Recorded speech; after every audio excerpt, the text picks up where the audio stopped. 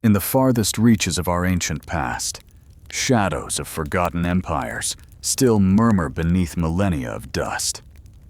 Weathered pillars stand in silent testimony to civilizations that defied every rule we believe defines progress. Monuments hewn with exacting precision centuries before arithmetic existed. Massive slabs hauled across rugged peaks without a single wheel.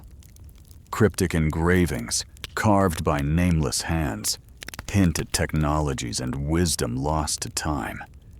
Who dared to raise these marvels? What drove them to abandon such grandeur? And most unsettling of all, by what extraordinary means did they achieve the impossible, leaving questions that refuse to fade? In the glittering blue just beyond the Pillars of Hercules lie the ghostly remains of an island that once stood at the pinnacle of human achievement. Around 360 BCE, the philosopher Plato recorded in his dialogues Timaeus and Critias the tale of Atlantis, a realm of concentric rings, luscious green belts alternating with sparkling waterways that fanned out from a grand central citadel. Gleaming golden statues lined its avenues. Vast temples of white marble rose like mountain peaks, and canals and bridges wove the city into a single harmonious whole. Its architects wielded geometry and hydrology with astonishing skill. Its engineers harnessed forces we still struggle to recreate. Yet in a single, catastrophic day and night, this utopian jewel vanished beneath roaring waves, swallowed by earthquakes, floods, or divine wrath. Was Plato's vivid narrative merely an allegory warning against imperial overreach and moral decay? Or did it preserve a distant memory of a real catastrophe? Perhaps the Thera eruption on Santorini, or a submerged landmass lost to rising seas. Over centuries, scholars have scoured Egyptian temple records brought by Solon, analyzed sediment cores for traces of tsunamis, and scoured satellite imagery for submerged city grids. Fringe investigators point to the Azores Plateau, the coasts of Spain and Morocco, and even mysterious underwater formations in the Caribbean as possible fragments of that fabled empire. Tonight, we'll navigate the thin line between myth and memory, interviewing leading archaeologists, surveying cutting-edge marine surveys, and weighing every tantalizing clue. Join us as we confront the question that has mesmerized thinkers for millennia. Could Atlantis have truly existed? Or is its absence the greatest legacy of all? For over 2 millennia, Plato's tale of Atlantis, at once mesmerizing and maddening, has ignited one of history's most enduring scholarly feuds. On one side stand the traditionalists, who insist that the Athenian philosopher wove a purely fictional allegory, a dramatic cautionary tale about the perils of pride and imperial overreach, crafted to illustrate his political ideals rather than to record historical fact. On the other, a growing cadre of revisionists points to Solon's account from Egypt, where Saïs's priestly scribes claimed the island's cataclysm occurred 9,000 years before Plato's time, hinting that the story may rest on ancient oral traditions far older than Greece itself. Spurred by this tantalizing possibility, explorers and scientists have scoured the Earth for corroboration. Geologists study Mediterranean core samples for tsunami signatures. Archaeologists sift through Minoan ruins on Santorini, where the massive Thera eruption circa 1600 BCE eerily mirrors Plato's description of sudden destruction. Oceanographers deploy sonar and satellite radar off the coasts of Spain, Morocco, and the Azores, uncovering geometric underwater formations, straight lines and right angles in places that should be ruled by chaos, prompting fresh waves of speculation. Yet skeptics abound. They argue that these underwater anomalies result from natural tectonic fracturing, not human hands, and that the mind's craving for patterns conjures city grids from random geology. For every seismic study or satellite image that seems to line up, there is a counterclaim of coincidence or misinterpretation. Could these disjointed clues actually be fragments of Plato's lost empire, swept away by rising seas and seismic fury? Or is the power of the Atlantis myth so profound that it has created its own ghostly archaeological record? As we weigh each piece of evidence, textual, geological, technological, the central question remains as haunting today as when Plato first penned it. Did Atlantis ever truly exist? Nestled atop a windswept plateau in southeastern Turkey, Göbekli Tepe stands as a monument older than history itself. First uncovered in the 1990s, this astonishing temple complex, radiocarbon dated to nearly 12,000 years ago, predates the pyramids of Egypt, Stonehenge, and even the dawn of agriculture. Giant T-shaped pillars, some weighing well over 10 tons, rise in concentric circles, each stone carved with swirling reliefs of foxes, snakes, birds, and abstract symbols that tantalize archaeologists and storytellers alike. How did nomadic hunter-gatherers, armed with neither metal tools nor written language, orchestrate the quarrying, transport, and precise erection of these colossal monoliths? Traditional theories insist that only settled farming societies with surplus labor could undertake such feats.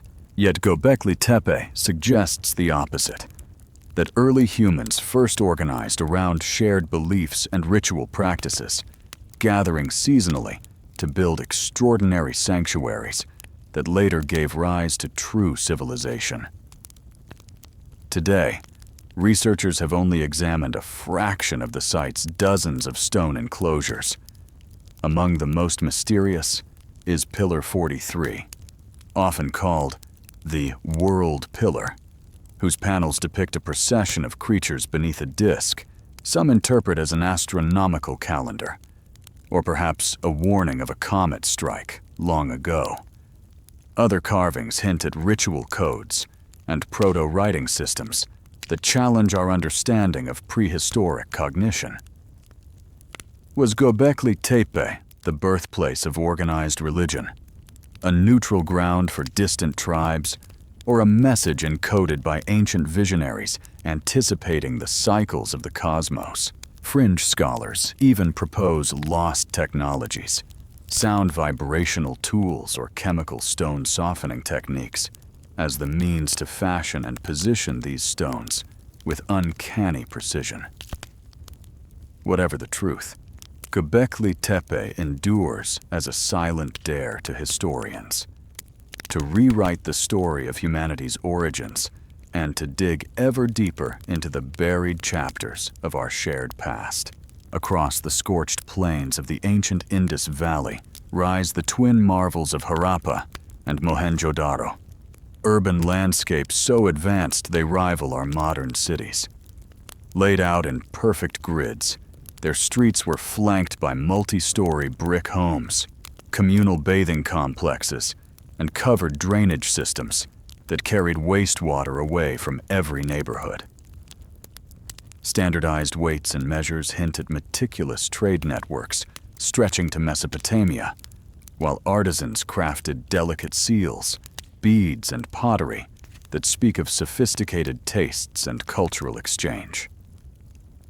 Yet for all their brilliance, these people left behind no Rosetta Stone to decode their language.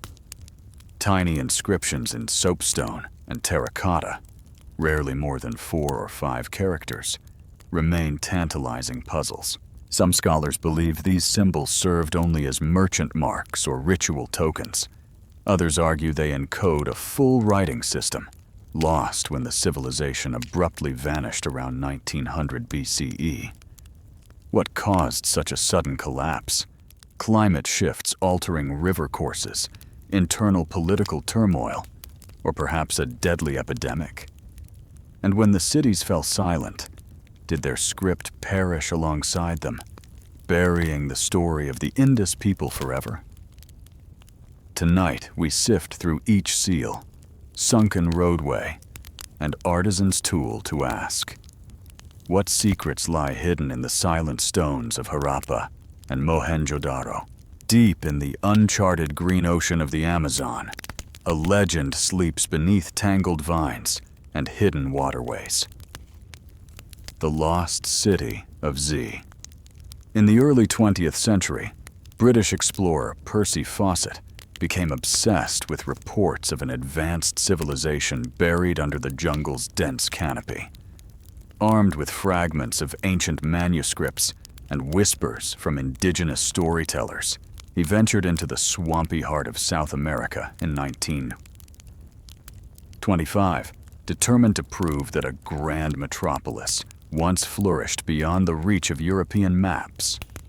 Fawcett, his son, and their small team vanished without a trace, leaving behind only tantalizing rumors of canals, plazas, and stone walls swallowed by the rainforest.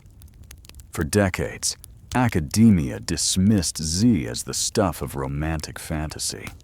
How could a sophisticated city arise in nutrient-poor soil and under that choking canopy? Yet in recent years, cutting-edge technology has punctured that skepticism. High-resolution satellite imagery and LiDAR scans have peeled back the forest's emerald veil, revealing straight causeways stretching for miles, extensive agricultural terraces built on raised platforms, and geometric earthworks indistinguishable from planned urban layouts. Archaeologists now believe the Amazon was home not to a single lost city, but to a vast network of interconnected settlements, each contributing to a regional culture of trade, ceremony, and shared knowledge. Could these discoveries be the remnants of Fawcett's elusive Z? Or do they represent dozens of smaller Z's, woven together by rivers and roads, long since reclaimed by nature? And if such a civilization thrived, why did it vanish so completely that even its memory faded from local lore? Tonight, we journey into this verdant labyrinth, combining drone footage, radiocarbon dating, and oral traditions to chase the ghost of Z. Prepare to confront a story as sprawling as the rainforest itself, where every fallen tree and every hidden mound may hold the key to one of history's greatest enigmas. Along the sun-drenched coast, where the Guadalquivir River spills into marshy plains laced with salt and memory, legends speak of a city that gleamed with untold riches. That city was Tartessos, eternally enshrined in the pages of Herodotus, Strabo, and even in scattered references of the Old Testament's Tarshish, where merchants returned laden with silver so plentiful it lost all value. Imagine concentric harbors brimming with Phoenician triremes, workshops alive with hammer on anvil, and markets awash in finely wrought gold and tin, all set against a backdrop of dunes and ever-shifting estuaries. By the first millennium BCE, Tartessos had become the Western Mediterranean's greatest puzzle, a society both interwoven with ancient trade networks and curiously isolated from the monumental stoneworks of Egypt and Mesopotamia. Archaeologists uncover exquisite jewelry in tombs, each piece blending Eastern Phoenician motifs with Iberian craft. They find fragments of stone walls, hinting at grand structures now swallowed by marshland. Yet no great temple remains, no royal archive survives, only echoes in the mud. Recent surveys around Doñana National Park have reignited the debate. Satellite radar and ground-penetrating surveys reveal straight-edged formations beneath layers of silt, suggesting buried streets or quay walls aligned with ancient canals. Soil chemistry even hints at smelting sites once thriving in this wetland. Are these anomalies the last traces of Tartessos' harbor town, or vestiges of an even earlier civilization deep below the marsh? Tonight, we'll trace the currents of history, examining ancient texts, remote sensing data, and the oral traditions of Andalusian villages, to piece together the story of a kingdom where wealth flowed like water and then vanished without a trace. Join us as we ask, was Tartessos truly the inspiration behind Atlantis, or was it a singular marvel swallowed by time and tide?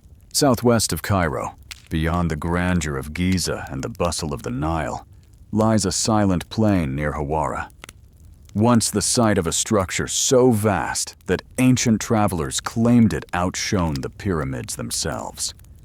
First described by Herodotus in the 5th century BCE, this labyrinth was said to encompass 12 great courts and thousands of interlocking chambers, some above ground, others burrowed deep beneath the earth, housing royal tombs and vaults filled with sacred crocodiles. Pliny, Diodorus, and Strabo all echoed his awe, insisting they had witnessed a marvel of corridors winding through twin levels, a maze designed not merely to confuse, but to guard knowledge reserved for the initiated. In the late 1800s, Flinders Petrie unearthed the raised platform at Hawara, a nearly 300 m long foundation strewn with column fragments, polished floors, and carved reliefs hinting at the labyrinth's glory. Yet the stone halls themselves were gone, quarried away over centuries. Then, in 2008, a Belgian-Egyptian team swept ground-penetrating radar across the plain and uncovered geometric anomalies. Linear walls, right-angled corners, and voids buried beneath meters of sand. Was this the fabled maze of antiquity, a royal archive, or temple that safeguarded the empire's greatest secrets? Some Egyptologists argue it served purely ceremonial purposes, while others whisper of an underground library containing scrolls older than the dynasties. Fringe scholars even link it to lost Atlantean lore, or suggest it encoded cosmic wisdom in its very layout. Tonight, we trace every clue, from Herodotus's vivid passages to modern radar scans, to ask, what lies hidden under Hawara's sands waiting to be rediscovered? Rising defiantly from the sands of Egypt, the Great Pyramid of Giza has towered over the desert for more than 4,500 years, a silent testament to human ambition. Tradition holds it was built for Pharaoh Khufu, once soaring to 146 meters, the tallest structure on Earth for millennia. Its 4 triangular faces align so precisely to the cardinal points that a compass needle would be jealous. Its base is leveled to within mere centimeters across 13 acres of stone. More than 2 million massive limestone and granite blocks, some weighing up to 80 tons, were quarried, transported, and set with such exacting accuracy that modern engineers still debate the methods. Conventional theory credits a vast workforce, ramps of mud brick, wooden sledges, and ingenious lever systems. Yet no blueprints survive, no inscriptions detail the construction, and no records from Khufu's reign explain the project's logistics.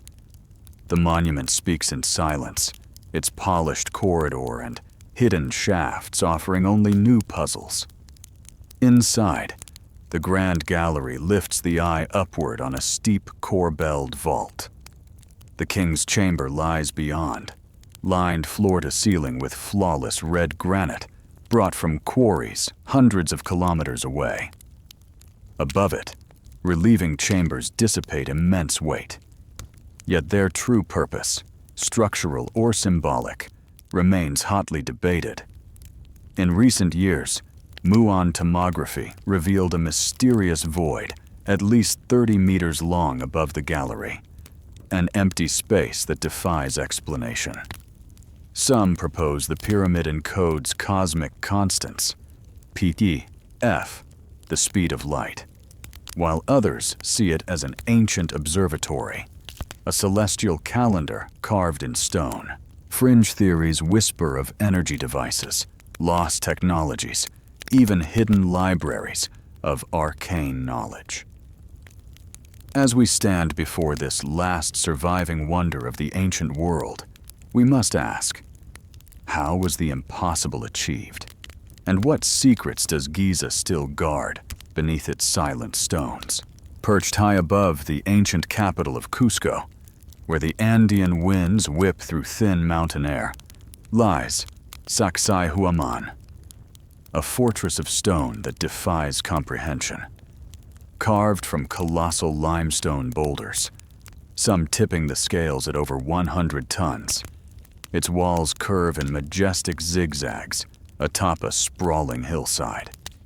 Each monolith is intricately cut and fitted so precisely that not even a sliver of paper can slide between the joints. Centuries of earthquakes that leveled newer constructions in the valley below have left Sacsayhuamán unscathed, its megaliths locked in their unforgiving embrace. Most archaeologists attribute this extraordinary craftsmanship to the Inca Empire of the 15th century, crediting skilled masons who manipulated the rock with simple tools, ingenious leverage, and relentless manpower. Yet even among Incan sites, Sacsayhuamán stands apart, grander in scale, subtler in flow, and imbued with a sense of purpose older than those who later claimed it. Some scholars now argue that the Inca were custodians of a far more ancient tradition, building upon foundations laid by a vanished precursor culture whose name has been lost to time. How did prehistoric engineers quarry, transport, and sculpt these massive stones across steep, jagged terrain without wheels or draft animals? What tools could shape irregular angles and multifaceted faces so flawlessly? Modern experiments with chisels and wooden wedges have replicated only fragments of the process, leaving the full technique tantalizingly out of reach. More speculative voices propose that the builders employed sound frequencies or chemical methods, now forgotten, to soften the rock, molding it like clay before it hardened into the interlocking behemoths we see today. Beyond its defensive appearance, Sacsayhuamán may have held sacred or astronomical significance. Its walls align with solstitial sunrise points, suggesting a ritual landscape designed to mark celestial cycles. Others propose the site functioned as a ceremonial gathering place, where pilgrims processed through grand plazas and terraces that once echoed with song and ceremony. Tonight, we trace each chipped corner, each mortarless seam, and each sweeping curve, combining archaeological evidence, geospatial surveys, and ethno-historical accounts. To ask, was Sacsayhuamán the product of successive cultures building upon one another, or does it stand as the lone testament to a lost civilization whose mastery over stone remains unmatched? High in the rugged Bekaa Valley of modern-day Lebanon, the ruins of Baalbek loom like a frozen cathedral of stone. To the casual traveler, it appears as a grand Roman temple, towering Corinthian columns reaching skyward and carved marble reliefs gleaming in the sun. Yet beneath this familiar veneer lie foundations so massive and enigmatic that they force us to rethink the very limits of ancient engineering. Here, 3 foundation blocks, known as the trilithon, Each tipped the scales at roughly 800 tons, larger than any stones the Romans are recorded to have moved. Nearby, half buried in the earth, rests the legendary Stone of the Pregnant Woman, weighing in excess of 1 tons. And just beyond, still embedded in its original quarry, lies an even greater megalith, whose estimated weight eclipses them all. These stones are cut with surgical precision, their surfaces flat, their edges sharp, and their faces smooth enough that not even a razor blade can slip between the joints. Conventional archaeology chalks up their placement to human ingenuity: wet sand sledges, timber rollers, earthen ramps, and vast armies of laborers. Yet the uneven, rocky terrain leading from quarry to platform bears no trace of the infrastructure such a task would demand. And once at Baalbek, how would ancient builders hoist these titanic blocks into position with centimeter-perfect alignment, especially when adjacent stones fit so tightly that light cannot pass between them? Many experts now believe these foundation stones predate the Roman temple by centuries, perhaps even millennia, lifted and set by a culture whose achievements have been nearly erased from the historical record. Fringe theories abound. Some speculate that sound frequencies or vibration techniques might have softened the stone long enough to mold it into place. Others propose that Baalbek was once a sacred or energetic center, its immense platform functioning as a giant resonator to harness natural forces. Bolder still are connections drawn to ancient myths, biblical tales naming Baalbek the city of Cain, or legends of giants who once walked the earth. Yet no surviving text describes these stones' origins, and no inscription attributes them to any known civilization. The mystery deepens with each survey and drone flyover, revealing unexpected alignments, suggestive not of haphazard construction, but of deliberate, sophisticated planning. Tonight, we journey from the dusty quarries to the towering platforms, speaking with geologists, archaeologists, and engineers as we piece together every fragment of evidence. What methods could have birthed these colossal blocks? What drove their builders to undertake such Herculean labors, burying the stones beneath later temples and centuries of silence? And ultimately, was Baalbek the work of an advanced, forgotten civilization, or the sublime masterpiece of human ambition elevated to mythical heights? Spread across the rolling grasslands of Salisbury Plain in southern England, Stonehenge commands the horizon like a silent chorus frozen in time. Beneath open skies where seasonal winds whip the tall grasses, massive sarsen stones, each weighing up to 25 tons, stand in deliberate formation, their weathered surfaces etched by millennia of storms. Interspersed among these giants are smaller bluestones, carried more than 150 miles from the Preseli Hills of Wales, each one positioned with uncanny precision. Built in stages between 3000 BCE and 1500 BCE, Stonehenge predates the written records of Britain, leaving behind no inscriptions to explain its origin or purpose. What we do see is a masterclass in geometry and astronomy. On the summer solstice, the rising sun aligns perfectly with the heel stone, channeling a shaft of light through the center of the monument. During the winter solstice, that same alignment reverses, linking earth and sky in a ritual dance of shadow and dawn. Other sightlines mark lunar cycles and stellar risings, suggesting that Stonehenge functioned as a celestial calendar, guiding ancient farmers through the rhythms of sowing and harvest. Archaeological excavations have revealed that Stonehenge was never an isolated outpost, but part of a sprawling sacred landscape.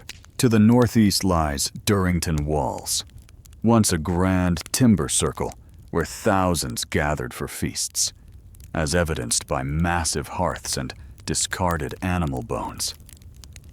Cursus ditches, processional avenues, and barrow cemeteries fan out across the plain, hinting at pilgrimage routes that funneled ritual participants to the stone heart. Human remains unearthed nearby reveal complex burial practices. Some bodies show signs of high-status treatment, while others bear traces of ceremonial interment. Yet the methods of construction remain staggeringly perplexing. Without wheeled transport or draft animals, how did Neolithic engineers move multi-ton stones across uneven terrain? Did they drag them on wooden rollers, float them on rafts during high tide, or exploit tilted earthen ramps? Once on site, how did they raise lintels weighing several tons atop upright sarsens, with only ropes, timber frames, and manpower? Traditional experiments have replicated parts of the process, but no single theory fully accounts for the speed, scale, and precision achieved. The deeper mystery lies in intent. Why would a society expend generations of labor, estimates suggest thousands of person-years, to erect a monument that seems extravagant by any practical standard? Some scholars argue Stonehenge was a communal ritual theater, where the living and the dead converged. Human remains found within and around the stones point to rites of passage, ancestor worship, and seasonal ceremonies binding social cohesion. Others propose healing functions, noting that ailments and trauma marks on exhumed skeletons suggest pilgrims journeyed here seeking cures, perhaps drawn by the stone's purported curative aura. Fringe theories, meanwhile, venture into the extraordinary. Lost civilizations, aliens, and energy vortexes have all been hypothesized to explain Stonehenge's precision and mystery. Some point to sacred geometry embedded in the arrangement, a blueprint for cosmic harmony, while others detect acoustic phenomena. Certain chant frequencies reverberate through the stones, producing resonant hums that could have amplified voices during rituals. As modern engineers apply LiDAR scans, 3D modeling, and laser surveyors to map every facet of the monument, new anomalies emerge. A hidden ditch here, an unseen socket there, reminding us that Stonehenge still guards its secrets. Tonight, we'll journey from quarries in Wales to the wide plains of Wessex, tracing the footsteps of ancient builders, re-evaluating radiocarbon data, and listening for echoes of past chants carried on the wind.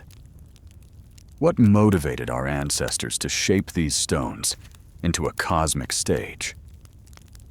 What ceremonies unfolded beneath star-strewn skies? And as we stand in the center, surrounded by these monoliths, their shadows stretching across time, one question remains paramount. Are we witnessing the legacy of a lost priesthood, hidden in the shadow of Seti I's sunlit temple at Abydos? Lies the Osirian, a largely subterranean sanctuary carved from monolithic blocks of pink granite, each weighing up to 60 tons. Unlike the ornate walls above, its cavernous halls are defined by stark, bare pillars, their surfaces untouched by the hieroglyphs and reliefs that adorn Egypt's other monuments. Egyptologists date the structure to the 13th century BCE, yet its architectural vocabulary, megalithic stones set in flawless alignment, hints at an origin far older than the New Kingdom.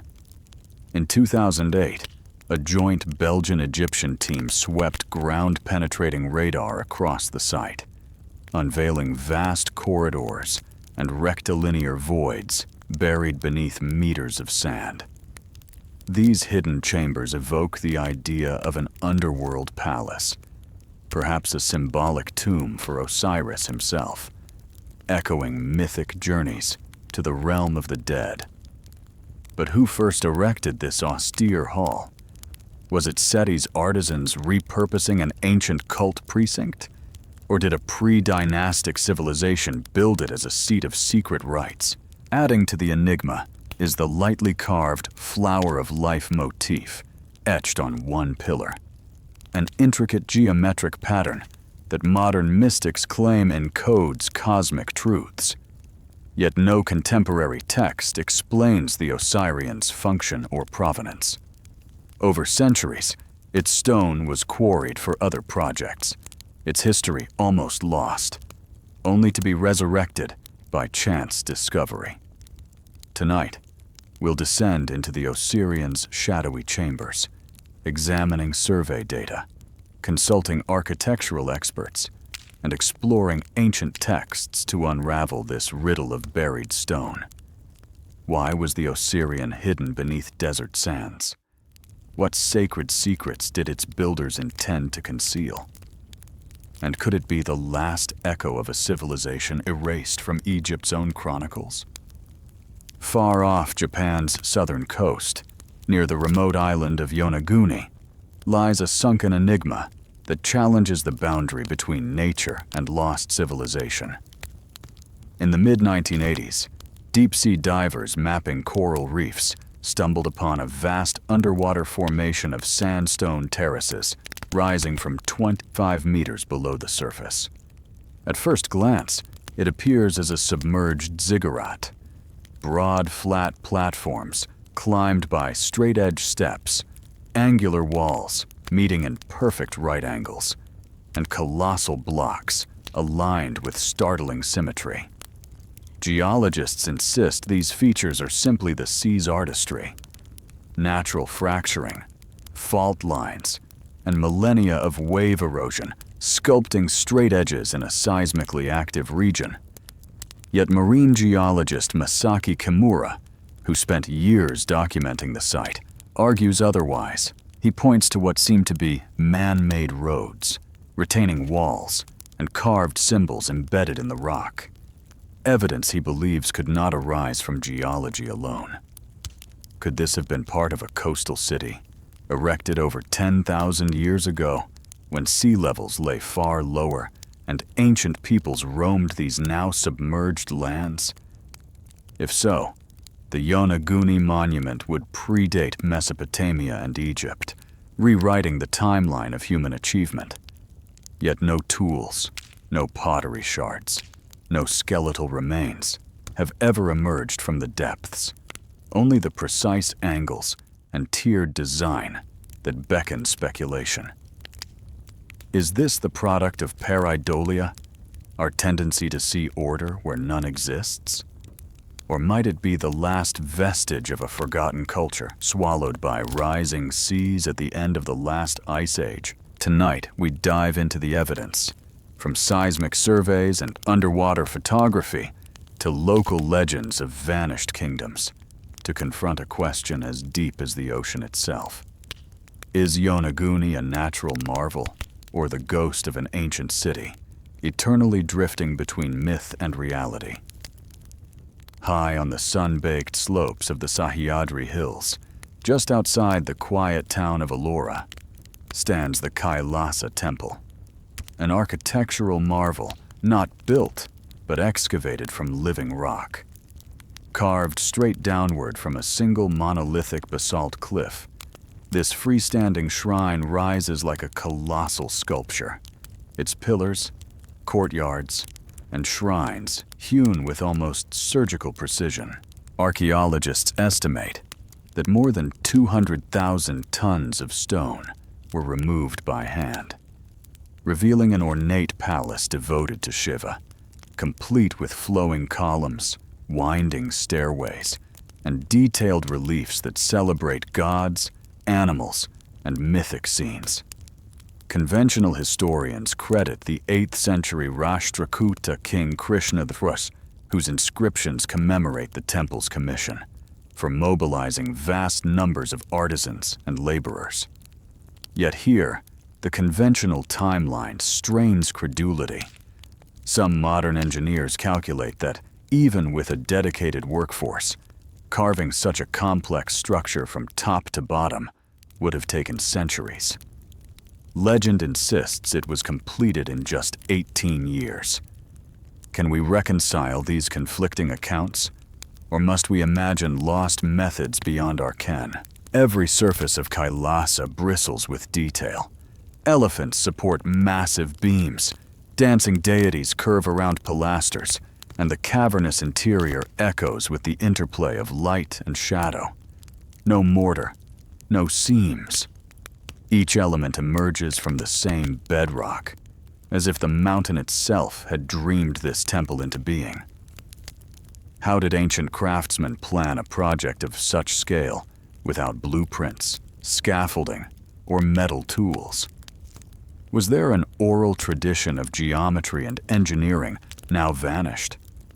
Fringe theories whisper of acoustic chisels that resonated at precise frequencies, softening rock before carving, of heat treatment techniques that altered basalt's properties, or of an earlier, prehistoric culture whose knowledge of stonecraft passed into legend. Yet despite centuries of study, no written record explains the temple's construction. Only 1,100 years of silence and the echo of chisels, long stilled.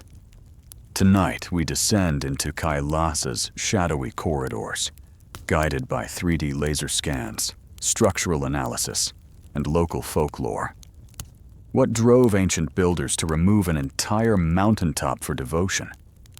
What secrets of geometry, faith, or lost technology lie buried in these basalt walls? And as the first rays of dawn creep across the carved courtyard, we must ask, is Kailasa the crowning achievement of human ingenuity, or the final testament of a craftsmanship we have yet to rediscover? In 1992, villagers near Shanxi province in China drained a series of ponds, only to reveal something astonishing. Vast subterranean chambers hewn entirely by human hands. Today known as the Long Yu Caves, this hidden complex comprises at least 24 enormous halls carved into bedrock, some reaching heights of 30 meters and extending for hundreds of meters in length. What makes them truly perplexing is their uniformity. Every wall, ceiling, and pillar is etched with parallel diagonal chisel marks, laid out in precise, repeating patterns that suggest a master plan and a singular vision. Yet not a scrap of historical record mentions the cave's creation. No accounts of quarrying, no legends of labor or kings, and no remnants of discarded stone debris nearby. Conservative estimates suggest over 1 million cubic meters of rock were removed, an undertaking that would challenge even modern excavation teams. How did ancient artisans plan such an immense project without metal tools, draft animals, or written blueprints? How did they transport away the spoil and maintain consistent chisel angles across vast chambers? Mainstream geologists argue these halls are natural features, products of jointed sandstone and tectonic stresses, merely polished by human hands. But the perfect geometry and lack of natural fractures argue against that. Fringe theorists propose lost ceremonial sites, underground sanctuaries, or experiments in acoustic resonance. Others whisper of a vanished pre-imperial civilization, whose very name has been erased. As we descend into their silent depths, guided by sonar mapping, geological surveys, and careful measurements, we confront a single haunting question. Who carved the Long Yu Caves, and what purpose drove them to hollow a mountain into such breathtaking uniformity? Sponge divers off the rocky shores of the Greek island of Antikythera stumbled upon a corroded relic that would rewrite our understanding of ancient technology. Encrusted in seaweed and centuries of sediment, the fragments of bronze gears seemed at first glance nothing more than maritime detritus. Yet careful cleaning revealed a labyrinth of interlocking cogs, some with teeth so minute and precisely cut that only modern precision tools could match their tolerances. Today known as the Antikythera mechanism, this ancient analog computer astonished scholars. Dating to around 100 BCE, it housed at least 30 bronze gears set within a wooden frame the size of a shoebox, calibrated to predict the movements of the sun, moon, and planets, and even to forecast solar and lunar eclipses. Its sophistication far outstripped anything else known from the classical world and would not be rivaled in Europe until mechanical clocks emerged in the Middle Ages. How did Hellenistic engineers conceive such a device without modern machining? Was it the brainchild of a lone genius, or the product of a lost workshop tradition of astronomical mechanics? Some suggest it guided merchant ships by charting stellar positions. Others propose it served as a teaching tool for elite scholars exploring the cosmos. Yet the greatest mystery remains its origins and fate. No other mechanism of its kind has ever been found, and no ancient text describes its function. Did the Antikythera mechanism represent a pinnacle of Greek scientific achievement destined to vanish under waves of time? Or was it the last echo of a forgotten lineage of technologists whose knowledge was swept away by war, neglect, or natural disaster?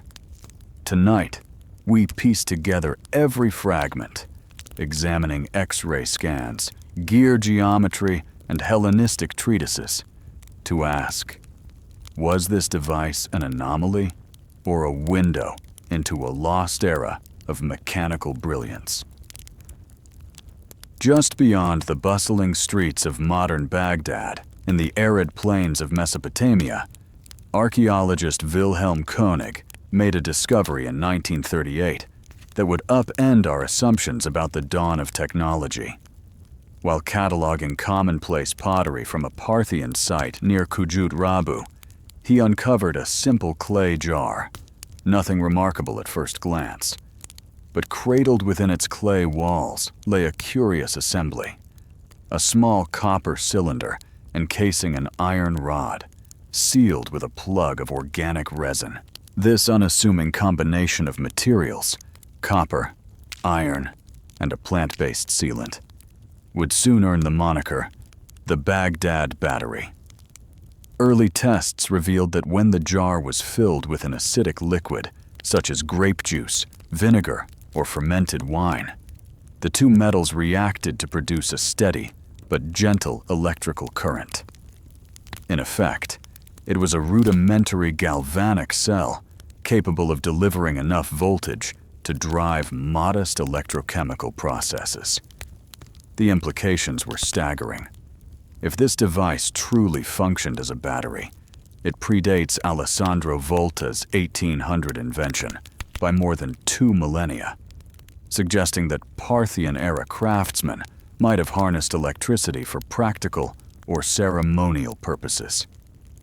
Researchers have speculated it could have powered simple electroplating operations, coating silver and other metals with fine layers of gold for ornamental or religious artifacts. Others propose a ritualistic use, perhaps a shock delivered during sacred ceremonies to invoke divine awe or altered states of consciousness. Yet even more extraordinary theories have circulated. Could Parthian engineers have employed these cells in medicinal contexts, using mild currents to cauterize wounds or stimulate healing? Some fringe historians argue for lost electric devices now vanished that tapped into this early power source. If so, the Baghdad Battery could be the lone remnant of a vanished tradition of electrical experimentation, its deeper applications lost to the ravages of time and conquest. But why did this knowledge disappear? Unlike Rome's roads or China's paper, no treatise describes the manufacture or use of such batteries. No workshop manuals survive. No scribes recorded electrical experiments. After antiquity, the Middle East's mastery of galvanic chemistry faded into silence, eclipsed by shifting empires and the rise of other innovations. Was the Baghdad battery an isolated curiosity, or was it once part of a broader industrial craft that quietly disappeared? Tonight, we will appraise every facet of this enigma, re-examining the original jar under X-ray fluorescence, replicating the cell with period-appropriate materials, and cross-referencing historical texts for clues of practical use. We will question metallurgists about trace elements in the corrosion layers, interview electrochemists on the plausibility of advanced Parthian applications, and consult theologians about potential ritual contexts. As we peel back layers of sediment and scholarship, one question remains electrifying in its simplicity. Did the ancients wield electric power long before modernity? Or is the Baghdad battery simply a remarkable accident of archaeology? A single spark illuminating an otherwise dark chapter of history. In the shifting sands of Saqqara, just south of ancient Memphis, excavators in 1898 unearthed an object so unassuming it was first catalogued as a simple funerary model, a diminutive wooden bird, wings outstretched as if poised to take flight. Crafted from a single piece of sycamore wood and adorned with traces of gold leaf, this artifact would later be dubbed the Saqqara bird and become emblematic of a profound mystery at the intersection of art, religion, and technology. At first glance, nothing seems amiss. The figure's form is unmistakably avian. Elongated, tapered wings, a streamlined fuselage-like body, and a slender beak suggestive of aerodynamic intent. Yet a closer inspection reveals two precisely bored holes at the tail, holes that align perfectly with the body's center of gravity. When researchers mounted the bird on a dowel or suspended it from a string and let it glide, it sailed smoothly through the air, mirroring the flight characteristics of a modern glider. What does this tell us about its creators? Some Egyptologists insist the bird was a symbolic object, a talismanic representation of the soul's journey to the heavens in Egyptian cosmology. Birds were potent symbols of rebirth and divine protection, and this model may have served a ritual purpose rather than an engineering one. However, the precision of its design has prompted engineers to test its aerodynamic properties, and their results suggest the ancient craftsman possessed a surprisingly sophisticated understanding of lift, balance, and drag.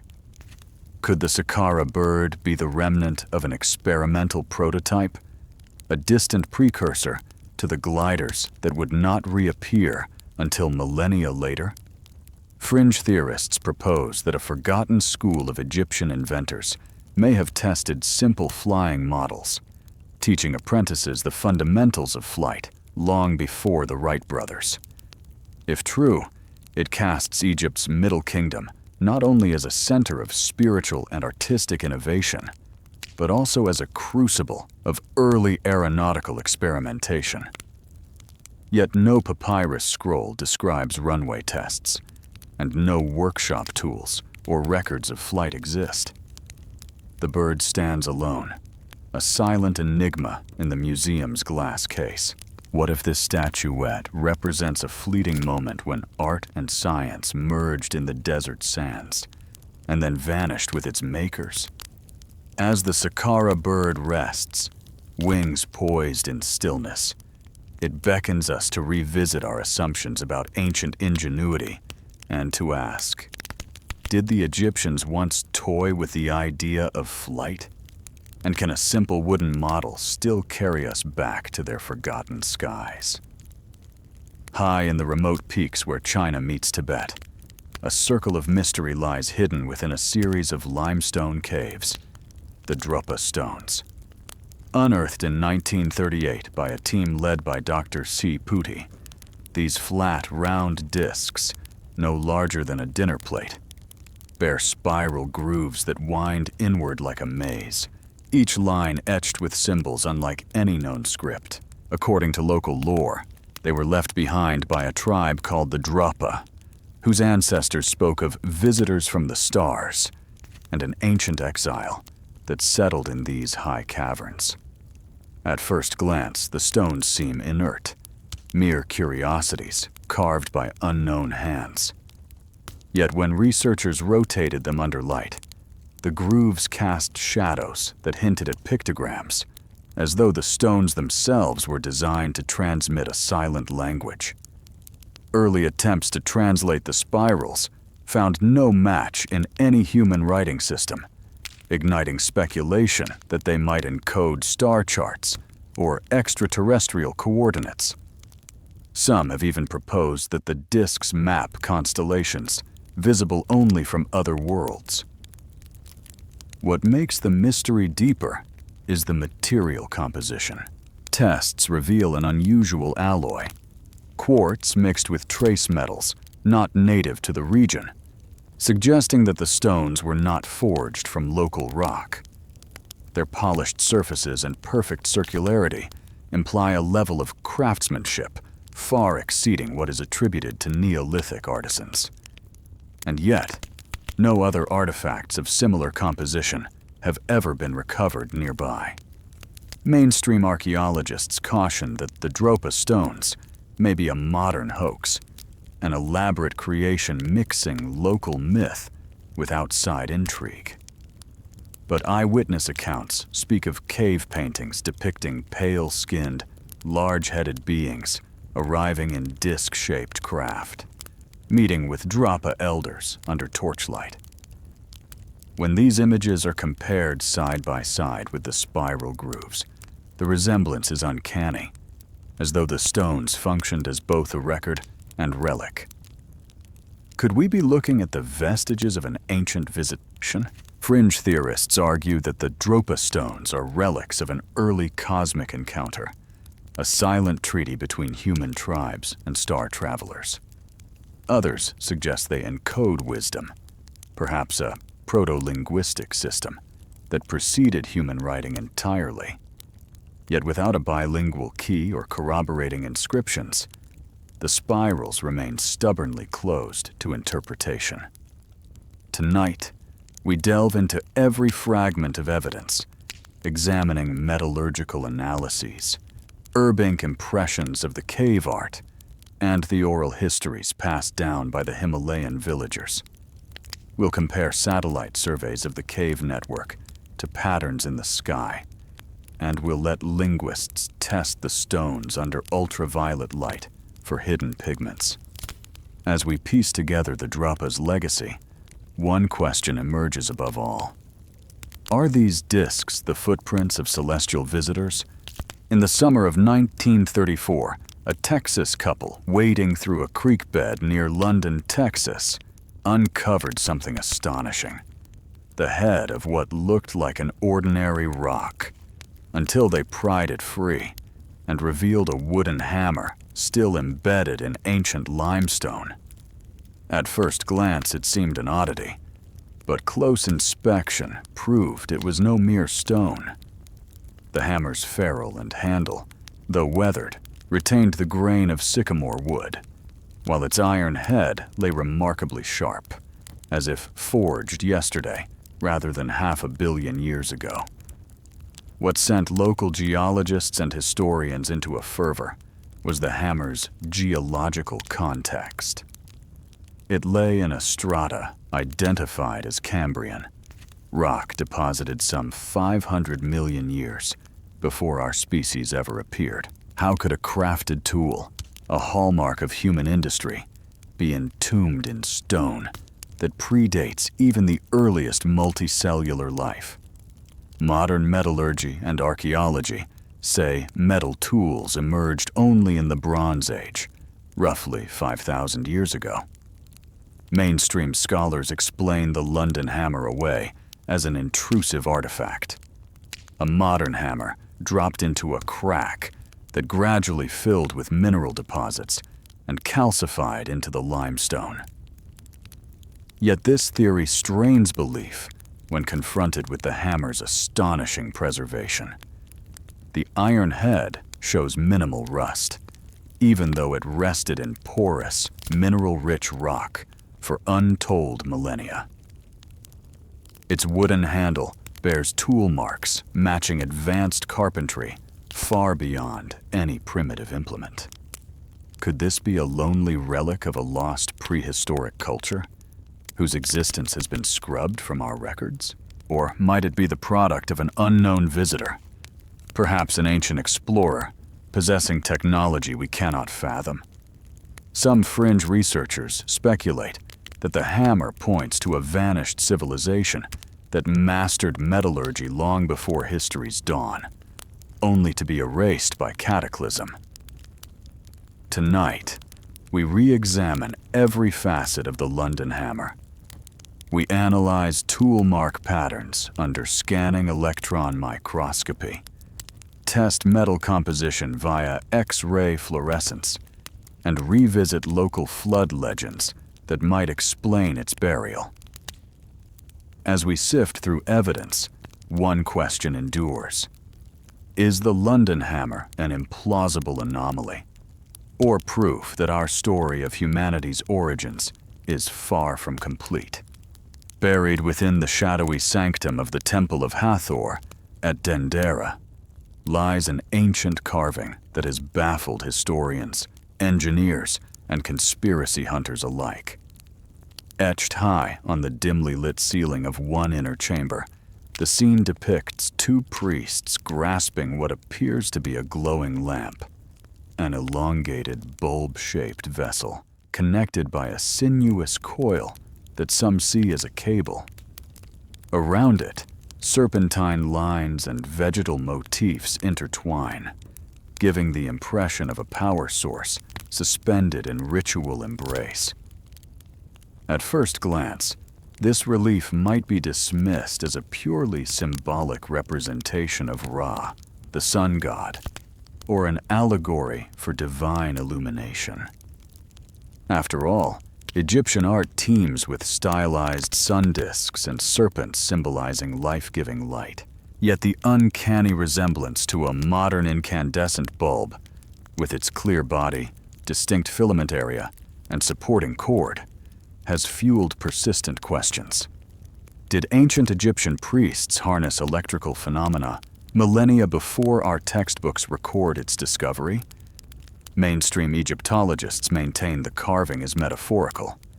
The bulb is a lotus flower enclosed by the serpent of creation, the coil a stylized plant stem, and the figures enact a cosmic ritual rather than operating a lamp. Yet alternative researchers point to the precision of the imagined components, noting that no artistic convention of the era used such targeted geometry without meaning. They ask whether small-scale electroplating experiments, already evidenced by gold-plated jewelry of the period, might have required primitive electrical cells and illumination tools. Could the ritual chamber once have been lit by glowing gas, or by simple galvanic cells hidden within stone niches, their faint arcs framed by carved symbols? Perhaps Dendera's priests possessed lost knowledge of chemistry and metallurgy, using resin-sealed copper vessels charged with acidic solutions to produce low-level current and light. Others push further, suggesting connections to a pre-dynastic civilization whose mastery of electrical power inspired the temple's builders. Without any physical lamp fragments or papyrus manuals, the relief remains our only clue. It asks us to question whether Egypt's ancient engineers explored electricity and sacred rites, or whether the Dendera light is simply a profound metaphor for spiritual enlightenment, dreamed into stone by visionary artists. As centuries of candlelight have flickered past these carvings, the image endures, beckoning us to reconsider the boundaries of ancient innovation and the true nature of light itself. There's a carving that looks like it belongs in a sci-fi movie, rather than on a 2,000-year-old temple wall. Up on the low ceiling of an inner sanctuary, two figures appear to be holding what looks like an old-school light bulb, a rounded glass envelope with a coil inside, connected by a looping cable to a power source. Surrounding it are serpentine lines and plant motifs that make it look as if a lamp were literally sprouting from the stone. At first glance, mainstream Egyptologists insist it's just symbolic art, a sacred lotus blossom, or a depiction of the sun god Ra, wrapped in intertwined snakes and stylized papyrus stems. But the striking resemblance to a modern incandescent bulb, with its clear glass, a distinct filament area, and what seems like a wiring harness, has sparked decades of debate. Could ancient priests have actually known about electricity? Alternative researchers point to Egypt's advanced metalwork, gold-plated artifacts and electrochemical traces on jewelry, as clues that small-scale electrical experiments might have been in play. They theorize that copper and iron batteries could have powered primitive lamps hidden in niches, illuminating sacred rituals in total darkness. Imagine secret passages lit by a faint, otherworldly glow, the priest's chants echoing off sandstone walls. No actual light fixtures or wiring have ever been found, only this single relief to stoke the mystery. Was Dendera's carving simply a powerful metaphor for divine illumination? An artistic way to show the god's brilliance? Or does it point to a lost chapter in history when Egyptian innovators harnessed currents and volts long before Volta? Tonight, we'll dive into every piece of evidence, examining high-resolution scans of the relief, testing residue from nearby walls for biological traces of oil or acidic salts, and consulting electrical engineers on what it would take to build a rudimentary battery in 2nd century BCE Egypt. As we trace the winding cords and glowing bulbs in stone, one question blazes brighter than any modern filament. Did the ancients tap into electricity for their secret ceremonies? Or is the Dendera light simply the most eloquent metaphor? High in the Andean highlands near Lake Titicaca, Bolivian farmers uncovered an unassuming ceramic bowl in the 1950s, a discovery that would upend everything we thought we knew about early trans-Pacific contacts. Known today as the Fuente Magna Bowl, this shallow clay vessel, roughly 30 centimeters across, instantly drew attention, not for its shape, but for the strange array of wedge-shaped characters meticulously etched into its rim and interior. To the astonishment of epigraphers, the symbols matched Sumerian cuneiform, the very script of ancient Mesopotamia, nearly 5,000 kilometers to the northwest, and predating any known South American writing by millennia. How could a vessel bearing Proto-Sumerian marks find its way to the heart of Bolivia? One theory suggests it was a trade gift exchanged along maritime routes long before Columbus, a tantalizing hint of pre-Columbian seafaring. But no shipwrecks or ports from that era have been unearthed, and no local traditions recall foreigners bearing cuneiform. Others argue that the Tiahuanaco culture, flourishing around 1000 BCE, may have adopted foreign symbols for ceremonial use, carving them into precious artifacts, despite having no direct linguistic link to Sumer. Chemical analysis of the clay and firing residue confirms the bowl's Bolivian origin, not an imported Sumerian piece. Yet its script remains a riddle. Are these genuine Mesopotamian characters copied from lost travelers' tales, or an entirely homegrown code inspired by stories carried on the wind? Scholars debate whether the bowl represents a genuine cultural bridge or a remarkable case of parallel invention, an echo of writing that arose independently on distant shores. As we delve deeper, comparing symbol frequencies, matching clay isotopes, and consulting maritime archaeologists, the Fuente Magna Bowl forces us to reconsider isolated histories. Was it a relic of ancient voyages, a symbolic collage of borrowed motifs, or proof that human creativity spells similar stories around the globe? In the early 20th century, a peculiar tome emerged in the dusty vaults of Europe's most exclusive private libraries, the Voynich manuscript. Bounded in worn vellum and spanning some 240 pages, it overflows with botanical sketches of impossible flora, star charts that refuse to align with any known constellation, and human figures engaged in inexplicable rituals. Yet its most confounding feature remains the flowing script. Delicate glyphs etched in sinuous lines, forming words in a language that has eluded every cryptographer, linguist, and codebreaker for over a century. Named after Wilfrid Voynich, the antiquarian who purchased it in 1912, the manuscript's origins slip back into the mists of the 15th century, with radiocarbon dating placing its vellum between 1404 and 1438 CE. Some theories credit a medieval alchemist weaving arcane recipes and cosmological theories into a private grimoire. Others imagine a lone genius crafting a hoax so elaborate it has outwitted the best modern minds and even artificial intelligence.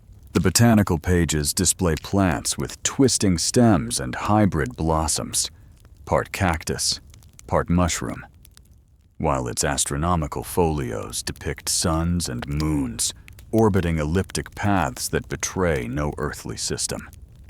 Even more surreal are the bathing pools of the balneological section, where robed figures mingle in tubs connected by strange pipes and symbols.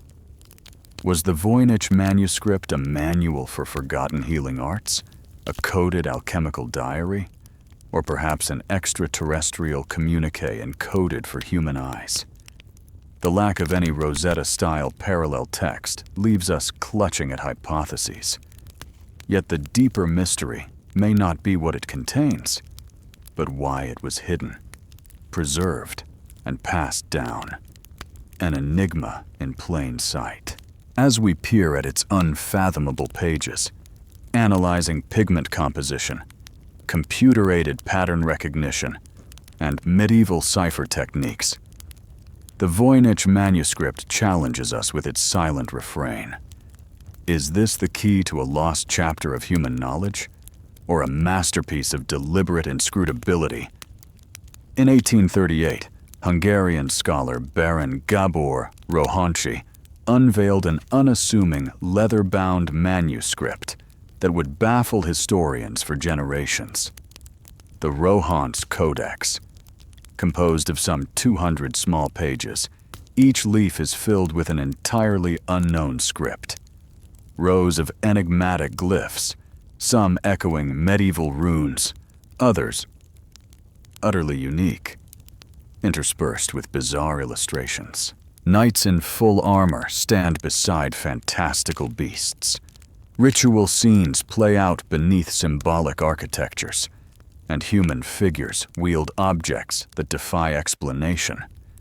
Despite extensive study, no linguist or cryptographer has cracked its code.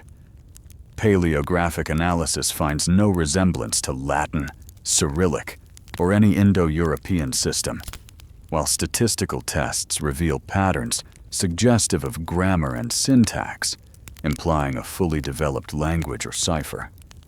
The artwork itself blends influences.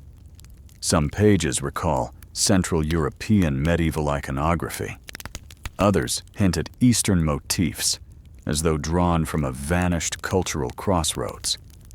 Scholars debate the codex's purpose. Was it a secret manual of a clandestine religious order, preserving arcane rites meant for initiates? Or perhaps a work of an eccentric 19th century antiquarian, concocted to stump posterity? Fringe theories venture even further. Some propose it's a remnant of a lost pre-Christian civilization in the Carpathians. Others suggest extraterrestrial provenance, its glyphs a message from beyond. Adding to the mystery, the manuscript's provenance is murky. After Rohanchi's death, the codex passed through private hands before vanishing entirely, only to resurface in the Hungarian Academy's archives decades later, its backstory erased by time. No accompanying documents explain who penned it, nor why it records scenes and symbols found nowhere else.